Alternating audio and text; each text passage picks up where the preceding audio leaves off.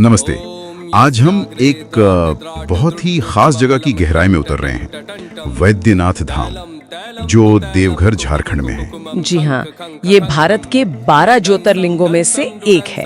बाबा धाम भी कहते हैं इसे। बिल्कुल। और आज की हमारी ये जो चर्चा है, ये आधारित है कुछ अंशों पर वैद्यनाथ धाम दिव्य हीलर से और एक प्रस्तुति विस्पर्स ऑफ द डिवाइन से। हाँ, देखिए, इस जगह की जो सबसे कह सकते हैं अनोखी बात है, वो है इसका हीलिंग वाला पहलू। वैद्यनाथ मतलब नाम में ही वैद्य है, डॉक्टर। सही कहा। तो ये सिर्फ पूजा की जगह नहीं है, यहाँ आस्था और उपचार दोनों का बड़ा गहरा संगम है। हाँ, तो आज हम यही समझने की कोशिश करेंगे कि भाई कैसे एक कहानी ने इसे इतना बड़ा आस्था का केंद्र बनाया।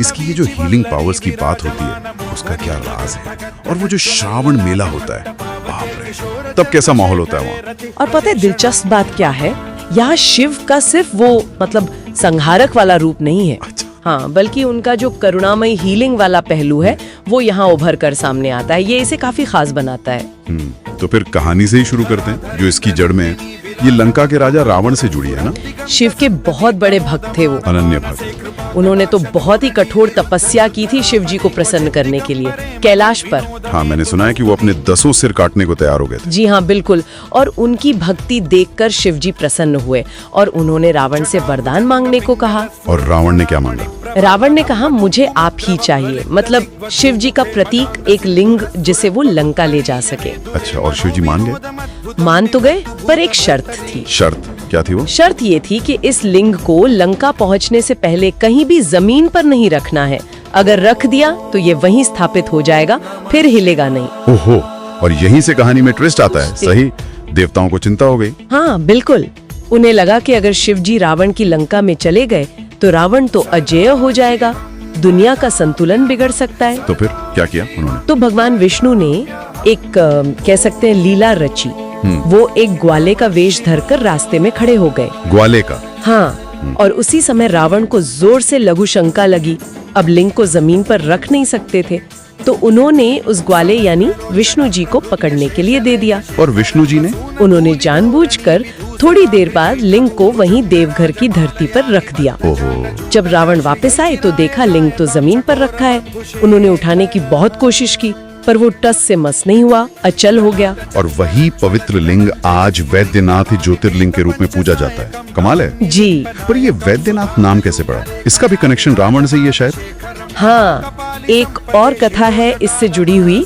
कहते हैं कि जब रावण कैलाश पर्वत को ही उठाकर ले जाने की कोशिश कर रहे थे, तब शिव जी ने अपने पैर के अंगूठे से पर्वत को दबा दिया। अच्छा। हाँ, और रावण का हाथ नीचे दब गया, वो घायल हो गए।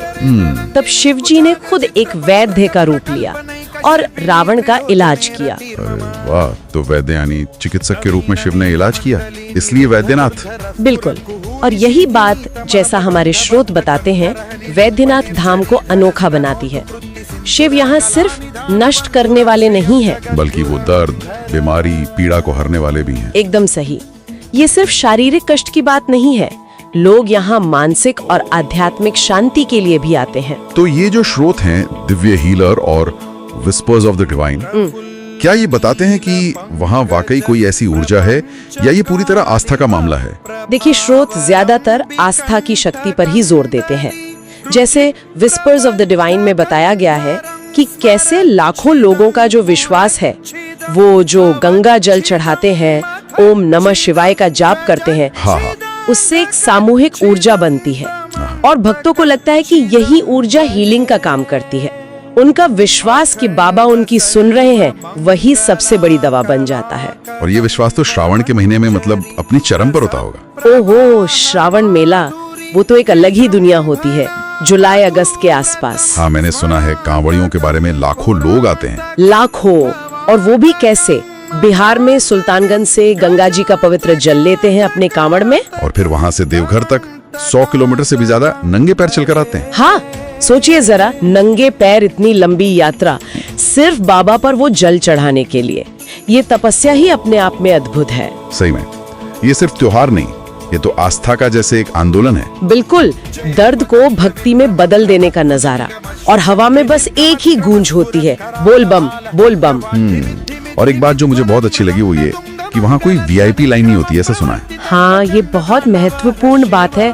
स्रोत भी यही कहते हैं, अमीर हो, गरीब हो, बूढ़ा हो, जवान हो, सब एक कतार में भगवान के सामने सब बराबर है। आस्था में बराबर, समर्पण में बराबर, ये अपने आप में एक बहुत बड़ा संदेश है। सही कहा। तो अगर हम सार निकालने की कोशिश करें तो वैद्यनाथ धाम हमें असल में सिखाता क्या है? इसका कोई गहरा मतलब है? मुझे लगता है, और जैसा स्रोतों से भी इशारा मिलता है, ये हमें याद दिलाता है कि हीलिंग हमेशा दवा से ही नहीं होती। अच्छा। हाँ, कभी कभी वो जाने देने में होती है, लेट गो करने में, कभी चुपचाप प्रार्थना करने में, और कभी बस खुद से बड़ी शक्ति के सामने झुक जाने में, ये भरोसा रखने में कि हाँ, कोई है जो संभालेगा। ये बात तो है, मतलब एक तरह का सरेंडर। हाँ, और वो जो आत्मसमर्पण है, वो सिर्फ धार्मिक नहीं, वो एक तरह से मानसिक शांति भी देता है, बोझ हल्का महसूस होता है। और वैद्यनाथ के रूप में शिवजी यही याद दिलाते हैं कि वो सिर्फ उसे नष्ट नहीं करते जो हमें नुकसान पहुंचाता है, बल्कि उसे ठीक भी करते हैं जो हमें दर्द देता है। वो विनाशक भी है और पालक या कहे उपचारक भी। तो संक्षेप में ये जगह आस्था की ताकत और हीलिंग की संभावनाओं का प्रतीक है। बिल्कुल, जहाँ तन और मन दोनों की शांति खोजी जाती है। और जाते जाते एक विचार शायद हम सबके लिए छोड़ सकते हैं, जो वैद्यनाथ की कहानी से ही निकलता है कि दर्द असली है, ये सच है, पर उपचार भी उतना ही असली है। Pain is real but so is healing. बहुत खूब कहा। हर हर